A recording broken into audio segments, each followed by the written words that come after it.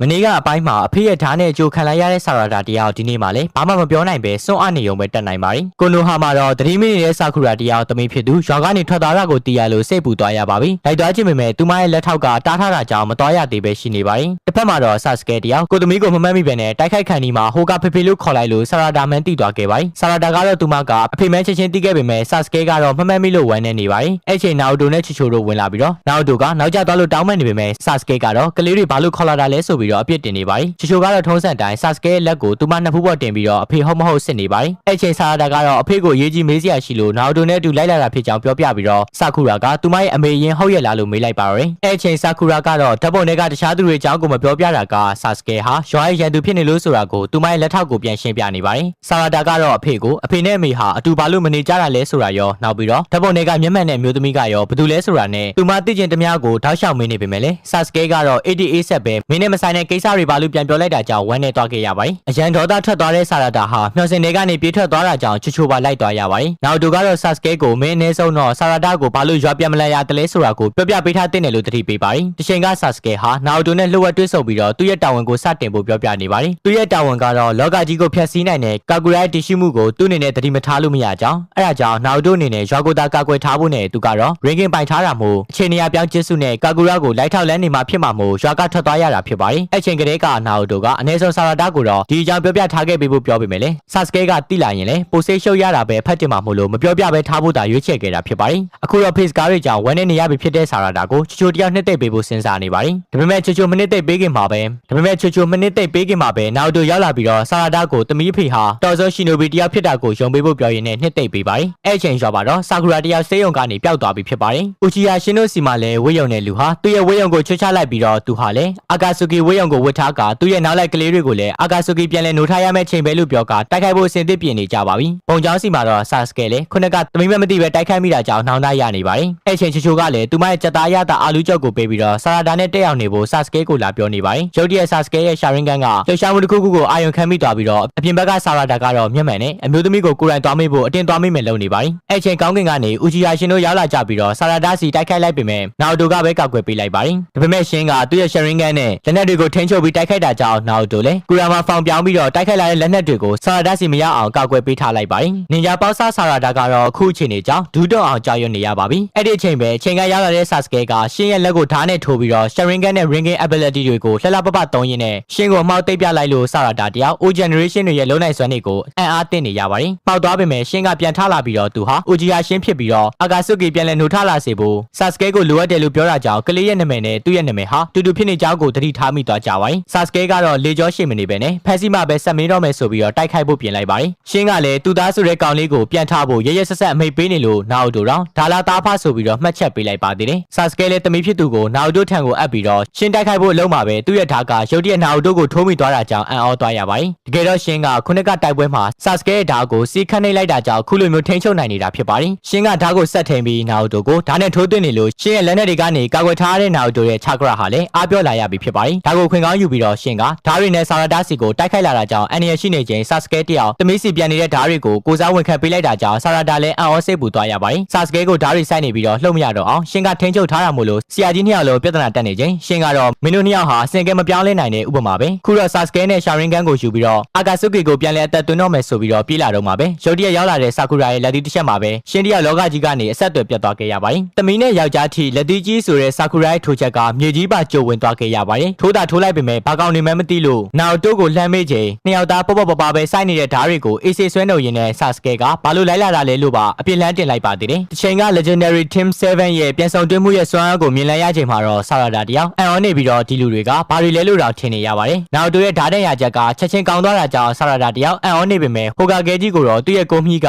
လက်ရည်ကျနေတဲ့ဆိုပြီးတော့ဆူရာခံလိုက်ရပါတယ်။ဆာကူရာနဲ့ဆာစကဲဆုံချိန်မှာယောက်ျားဖြစ်သူကိုစကားအရင်မပြောဘဲနဲ့တမီးလေးဆာရာတာကိုပြေးဖက်လိုက်လို့ဆာရာတာလည်းအံ့ဩမှင်သက်သွားရပါတယ်။ပြီးမှဆာစကဲကိုသူတေချာမပြောထားလိုက်လို့တောင်းပန်ကြောင်းသွားပြောပေမဲ့လည်းဆာစကဲကလည်းကာကူရာပြစ်မဟုတ်ပဲနဲ့သူ့ပြစ်တာဖြစ်ကြောင်းပြောနေကြခြင်းရှင်းရဲ့မျက်လုံးတစ်လုံးမိတ်စာလေးကရှင်းတို့ကိုရောဆာရာတာကိုပါနေရာကူးပြောင်းတိုင်းနဲ့ခေါ်သွားဖို့လုပ်ပါတယ်။ချိုရဲ့လန်တရီပေးမှုကြောင့်သာအချိန်မီလေးဆာကူရာတယောက်တမီးကိုတွန်းထုတ်နိုင်လိုက်ပါတယ်။ဒီလိုနဲ့ဆာကူရာတယောက်ဖမ်းခံလိုက်ရပြီးတော့ရန်သူစခန်းလယ်မှာရှင်းပေါက်ဆလေးတွေဝိုင်းထားတာကိုခံလိုက်ရပြီလည်းဖြစ်ပါတယ်။နောက်တစ်ပိုင်းမှာတော့နာအိုတိုလည်းပျောက်သွားတဲ့ဆာကူရာကို Sage Mode နဲ့အာယုံခံပေမဲ့မတွေ့ပဲဖြစ်နေလို့ဆာရာတာလည်းစိတ်ပူနေပါတယ်။တစ်ဖက်ကဆာကူရာစီမှာတော့ရှင်တယောက်ဆာကူရာ ကိုဦးချီဟာသွေးမဟုတ်ပေမဲ့အတုံးဝင်သေးလို့မတက်သေးဘူးဆိုကကလေးတွေကိုစောင့်ကြည့်ခိုင်းပြီးသူကတော့တာဖြစ်သူရဲ့ကိုကကောင်းတဲ့ကလေးစာတွေနဲ့သူ့ကိုကပျက်စီးသွားတဲ့ကလေးစာတွေကိုလဲလှယ်နေလို့ဆာကူရာကကိုသွေးသားကိုဘာလို့ဒီလိုလိုရက်တာလဲလို့မေးတော့မှဒီကလေးတွေဟာသူ့ရဲ့သားသမီးတွေမဟုတ်ဘဲနဲ့ရှင်ရဲ့သွားနဲ့အာယုံကြောတွေကနေတဆင်ပွားယူထားတဲ့ကိုပွားတွေလို့သိလိုက်ရပါတယ်။နောက်ဆုံးမှာတော့ရှင်ဟာအိုရိုချီမာတို့ရဲ့တပည့်ဖန်တီးမှုဆိုတာကိုပါသိလိုက်ရပါတယ်။နောက်တို့စီမှာလည်းရှင်ဟာ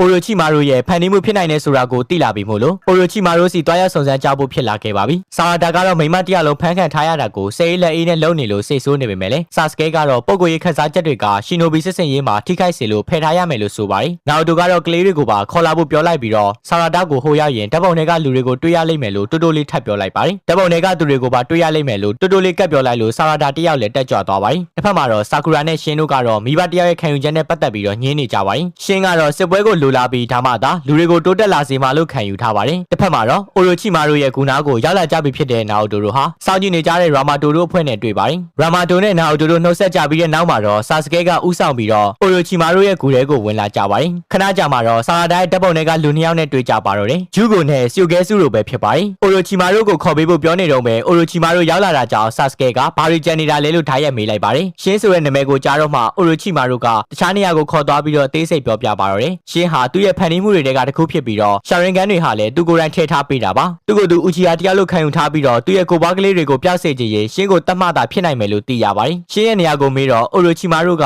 နောက်တို့အပေါ်အကျွေးတစ်ခုရှိနေလို့အပြန်လည်အနေနဲ့ကူညီပေးဖို့သဘောတူလိုက်ပါတယ်။အကျွေးဆိုတာတခြားမဟုတ်ပဲနဲ့ကလေးတယောက်ကိုလက်ခံထားပေးလို့ဖြစ်တယ်လို့သိရပါတယ်။သူတို့နောက်ခန်းတစ်ခုကိုသွားနေတော့မှဆာရာတာကစုကဲစုကိုအဖေနဲ့အတိတွေမလားလို့စကားဆပြောပြီးဓာတ်ပုံတွေကအမျိုးသမီးကိုမေးပါတယ်။သူမရဲ့နာမည်ကကရင်ဖြစ်ပြီးဆာရာတာကအခြေအနေအားလုံးကိုပြောပြလိုက်တာကြောင့်တစ်ချိန်ကဆာစကဲကိုအသေးလဲကြိုက်ခဲ့တဲ့ကရင်ရဲ့သမီးဖြစ်နေမလားဆိုပြီးတော့ DNA စစ်ပေးဖို့ခေါ်လာခဲ့ပါတယ်။အခန်းတစ်ခုထဲရောက်တော့ကရင်ရဲ့ချက်ကျိုးနဲ့ဆာရာတာရဲ့ DNA ကိုတုံးပြီးတော့စစ်ဆေးလိုက်ချိန်မှာတော့ကညီနေတာကိုတွေ့လိုက်ရပါတယ်။စုကဲစုကတော့သူတို့ပြဿနာရှာမိပြီဆိုပြီးတော့ဆာရာတာနာကနေရှောင်ထွက်ပေးလိုက်ပါတယ်။နောက်တော့ခြေခွဲနေတဲ့ဆာရာတာကိုနောက်တူပဲထပ်ပြီးတော့ချော့ရပါပြီ။မိဘဟုတ်တာမဟုတ်တာထက်လူတွေခန်းစားချက်ရလာလို့သာပိုရေးကြီးတယ်လို့သူ့ရဲ့ဘဝနဲ့နှိုင်းယှဉ်ပြီးပြောပြတော့မှဆာရာတာလည်းသူမနေမကောင်းရင်အမြဲဆောင်ပေးတာတွေကိုတတိရလာခဲ့ပါတယ်။ငငယ်ကအဖေကိုမေးတဲ့ချိန်တွေဆိုရင်သမီးလေးကိုဖတ်ထားပြီးတော့နှစ်သိမ့်ပေးတာတွေနောက်ပြီးအဖေစီကအနှမ်းထက်ပိုကောင်းတဲ့အရာလေးတွေကိုရဘူးကြောင်ပြောပြလာတာလေးတွေကိုပြန်တတိရလာတာကြောင့်အမေကိုပြန်ကဲဖို့ပဲအရင်လုံးမယ်လို့ဆုံးဖြတ်လိုက်ပါတယ်။ဒီလိုနဲ့နာအိုတိုနဲ့ဆာရာတာတို့အပြင်ရောက်လာတဲ့ချိန်မှာတော့နာအိုတိုကဆာစကဲကိုမင်းနဲ့ငါနဲ့နောက်မှရှင်းရမယ်ဆိုပြီးတော့ကျိန်းဝါသွားပါတယ်။နာအိုတိုထင်မှာဆာစကဲဟာကရင်နဲ့ဖောက်ပြန်ခဲ့ပြီးတော့ဆာရာတာကိုယာထားတဲ့ထင်လို့ဖြစ်ပါတယ်။ဒီလိုနဲ့အိုရိုချီမာတို့က